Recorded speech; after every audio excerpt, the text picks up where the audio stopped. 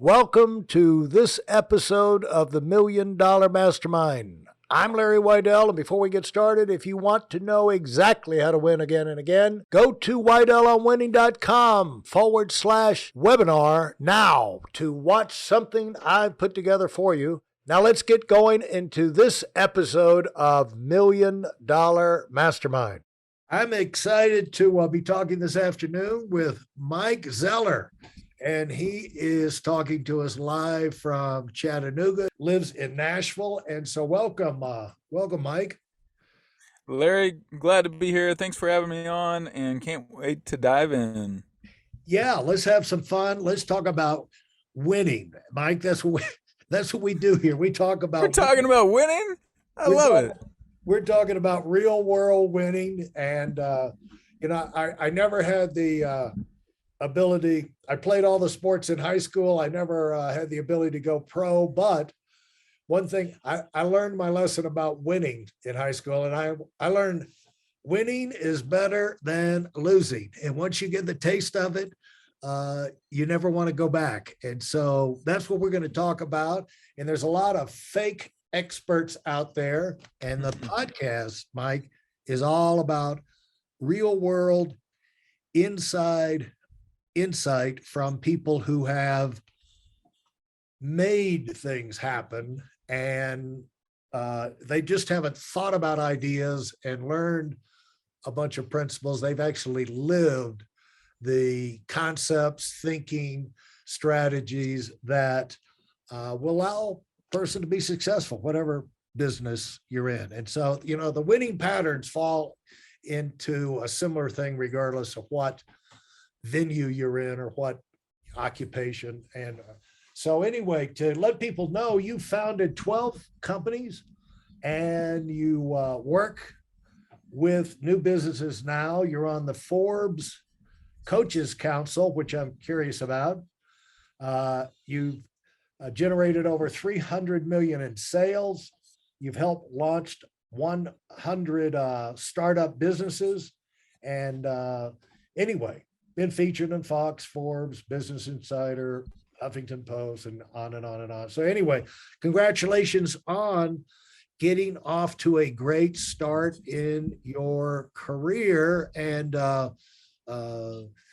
you got a lot of excitement in front of you, it looks like, Mike. So let's talk about this. So when people will meet you, and you met people today, when they meet you for the first time, and they'll assume, like they do with all successful people, this guy had it easy. This guy fell out of the crib into a life of luxury. He was pampered every step of the way, had every advantage. And maybe you did, I don't know, but it's always fun to find out the formative years and how you got on the track that you're on now. So how did you get on this track? Yeah, great question, Larry. And so on the entrepreneurial journey, I always had this craving and this drive. And I don't know if it's the firstborn child syndrome or what, but I was certainly very motivated. And my dad was an immigrant from Germany, 8th grade education. Grew up in post-World War II Germany, where he qualified. He was born in 1940, and he qualified for malnutrition nourishment in the Allied camps that they would take kids in after the war. And they were like, interesting side note. They were very much like a lot of Germans in opposition to Hitler, but also in terror of Hitler. But they had, he told me recently that they had Hitler's sign. Every German had to have a picture of Hitler hanging up in their house. Yeah. And the soldiers would come in and inspect the house, and they had it hung up in a closet in the back of the house. So, but it was still a crazy world, during that time. My dad saw the Jews walk down his street post-concentration camp, emaciated, just parched with nourishment and skin and bones. So he remembers that as like a 5 or 6 year old, and we don't always remember, we don't always remember that our story didn't actually begin with us.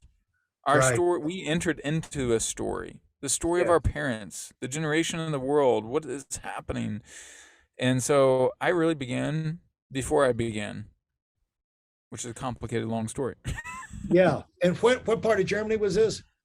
He grew up in right outside of Munich, which is Germany's second largest city, typically besides Berlin. Hey, So, that's where my relatives are from. oh, really? Cool. Yeah. Yeah, yeah, coming out of the same area, Yeah. Vidal. And Yeah. That's so cool. so you grew up, and where were you? Where did you grow up? What part of the I country? I grew up in Lexington, Kentucky. My mom was a farm girl. We tease her as a hillbilly, a redneck grandmother. Is her how I tease her, but she's amazing, and she was a teacher for 30 something years in public education, and Kentucky hillbilly. That's what how she sometimes self describes herself, and so grew up on a small horse farm. My dad eventually did well enough, blue collar, working his way up, and eventually starting his own horse racing business. But it was small, had one or two employees at most, and but they taught us Protestant work ethic, do the right thing, fairness, all those different things. And I really learned some great work ethic from them, but also appreciation for discipline. My dad was very disciplined, still is very disciplined. So I learned a lot of those important life skills from my dad and my mom. Well, the thing is that uh, unfortunately, horses require a lot of upkeep. You know, Yeah, a lot of a lot they of do. a lot of feeding and cleaning the stalls and uh, growing your own hay or buying it, and Yeah, it's a lot of work. And if you don't, it teaches discipline. When you're in the farmers uh, have a very disciplined life. They have to. And if you grow up they in do. that environment, you learn discipline from an early age. That Hmm. doesn't mean you necessarily carry it with you, but you obviously had the feeling, I don't want to be a farmer all my life. I've got actually quite a No, number of friends who grew up on horse farms, and it was cleaning out those stalls when they were young, no. cured them of any love of horses or horse farms. Yeah, Motivated them to get out and get an education and do something else. You know, but yeah. where was the first time you started thinking about life outside of the farm? Probably the first couple of times I had to clean a horse stall, where my mom made me pull weeds, and I was like, even when I was a little kid, we had a picture of me holding, like, standing in a mud puddle, and I was like, just like, I was all muddy, and I was like, ugh, I didn't like getting dirty and being smelling like the barn, and the work ethic was one thing. I didn't mind the work ethic. I like pushing myself. But I was like, I'm meant for something different. I'm meant to use my mind. I could feel that as a young kid, and even, now, my book, it's one of the main four main quadrants. You're defining life experiences, and so I take people through unique talents, define life experiences, key relationships, and your values and passions. But if you timeline your life, and you're bringing up some memories I had even forgotten. So my book is about helping people find their deepest area of genius, and during that time, I remember, like, thinking, no, I'm not gonna. Even as a young boy, 6, 7 years old, I'm gonna do something different than this. Even though my dad was one of the best in the country at the time, in racing and training harness horses, so I was proud of him, but just knew that was not my path. So what you're saying is, from an early age, you knew you were a pansy. I would call softy in the yeah. I Oh, didn't like to get dirty. That's true. yeah. Well, but the thing is, isn't it? It's kind of like, I don't know. Do you have kids? Yeah, we have an 8-month-old little girl named Sonnet. Congratulations. Thank And you. the funny thing about kids is when they arrive, they are a pack. As they they are who they are. That's right. you can influence, you can encourage and whatever, but they're going to be what they're going to be. And it's interesting how early sometimes that will start to Mm. show itself, by, you can't change who you are. You could Yeah. not, you could not change that reaction that you had as a child. You didn't want to change it, but the thing is, like, uh, most kids would not react that way, but you did, and immediately you started moving, started looking at life a little differently. It had to impact you. Hey, listen, there's a lot of information online, but there aren't a lot of people who've actually done something. In my case, I've actually built a successful business that's accrued over $5 billion dollars in assets under management and has done well even during trying times. Now, if you want to know exactly how I've done this, go to whiteelmwinning.com/webinar now. I've compressed a decade of learning into 5 short weeks just for those of you who want to give yourself an incredible advantage and are tired of waiting and watching others move up. Yeah, yeah, and it's like, my brother, for example, my mom used to try and bribe us to read books. She'd pay us $1 for every book we read. And soon enough, she had to quit paying me because I was reading too many books, and my brother wasn't reading any. Like, he never read. She jokes he never read one for the dollar. But my brother loved being outside, and he was building ponds, and he was digging ditches and holes, and he was just outdoorsy oriented. Um, and like, I have a lot of, we both have a good work ethic, but and mental toughness, but mine is just different. I love the intellectual sport, and he loved the physical sport more. And but he's certainly very intelligent. And then my daughter, we could pick up on things because I study this, and I would argue I'm in the top 1% of 1% for reading people's patterns and strengths. Once that's why I wrote a book on it. But my daughter, we could pick up on things while she was in the womb, what she was most likely like, clues. Wow. For Wow. example, at our baby shower, we went, we had whatever 25 people at the baby shower last summer, and guess what? She was super quiet for the next 4 or 5 hours, to the point my wife started freaking out and made us go to Vanderbilt Hospital to scan and make sure she's okay, because my wife was just paranoid perpetually for something going wrong. Turns out it was just totally good, and everything was fine.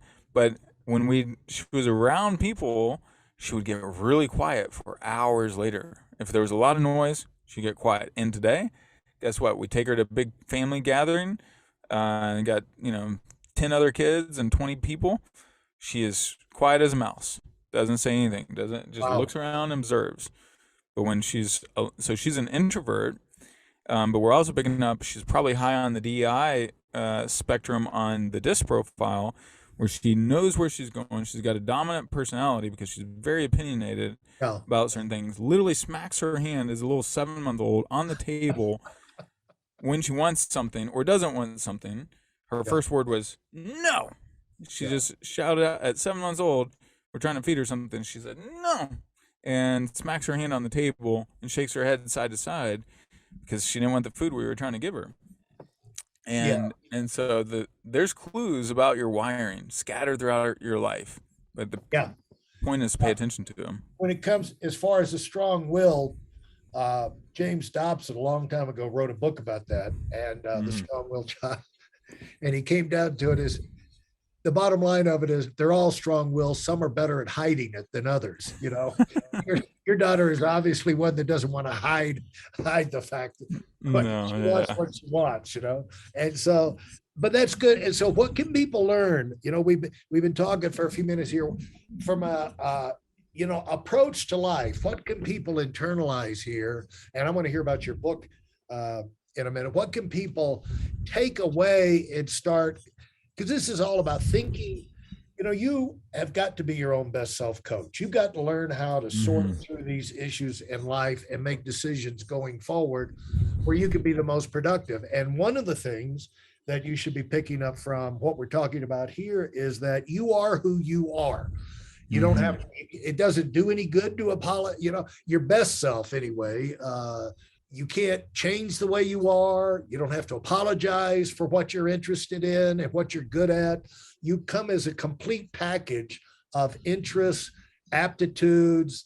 And then as you grow up, you add to that a certain package of unique experiences, and they impact you in totally different ways a lot of times because of who you are than if you had a twin brother or sister that was, had different interests. They went through the same experiences and they would have interpreted all different, like you and your brother.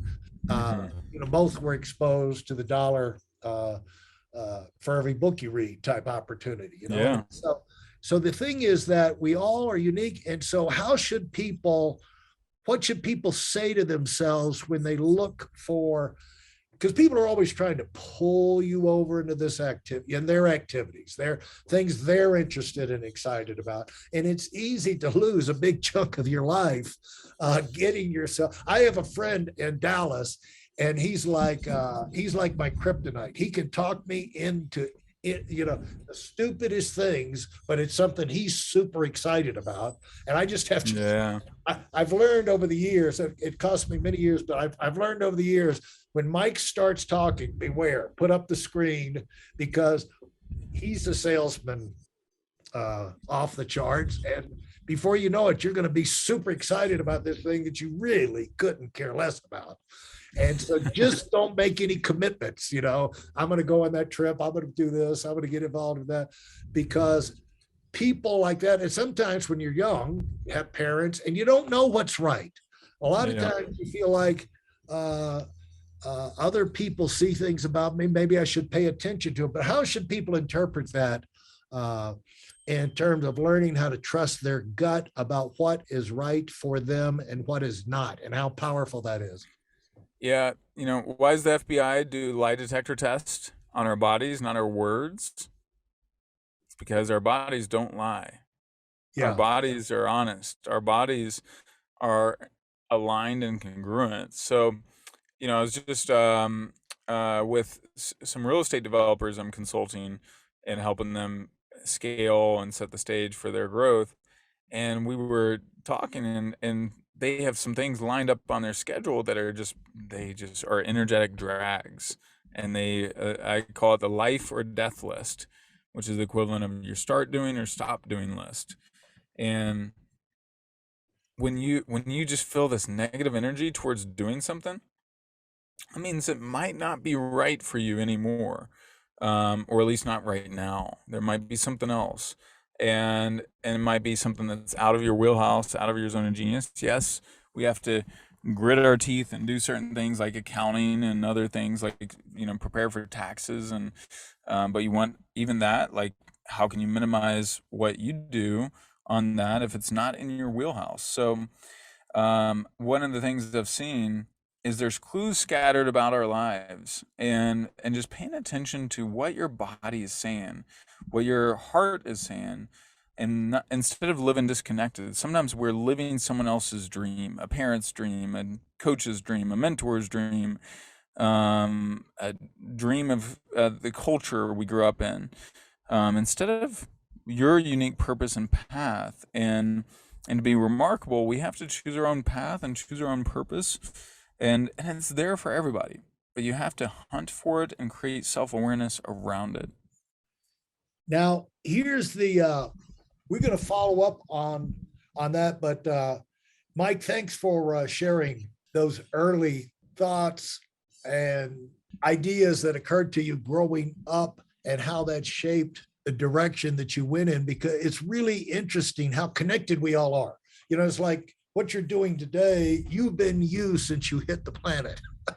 Yeah, it's true. You know what I'm saying? And what you've told us about your daughter, you were you before you were born. So the thing is that pay attention to yourself. And if you're getting negative energy, positive energy, that reaction, that's there for a purpose. That's there to tell you something. And so great advice, don't live disconnected, because one thing I've always told people is like, I don't know how great you could be, but you're never going to be great giving, piddling your way. You don't piddle your way to the top. And if you're going to be great in the things you want to be great in, it's probably going to take everything you've got to get there. So you got to make sure that's something you really want, because otherwise you'll put in a lot of effort and then just give up. It'll be too easy to give up. But if it's something you're really passionate about and really is where you need to be, you're not going to be giving up. You're going to be finding another way to keep on going. If you enjoyed what you've heard and are dead serious about finding out for yourself exactly how this works in the real world, I've taken the most valuable business lessons I've learned over 40 years and put them into something for you to watch. Go to whiteelementwinning.com/webinar now in order to move up as fast as possible. I'm Larry Weidel, and I run the $1 Million Mastermind. Go, go, go.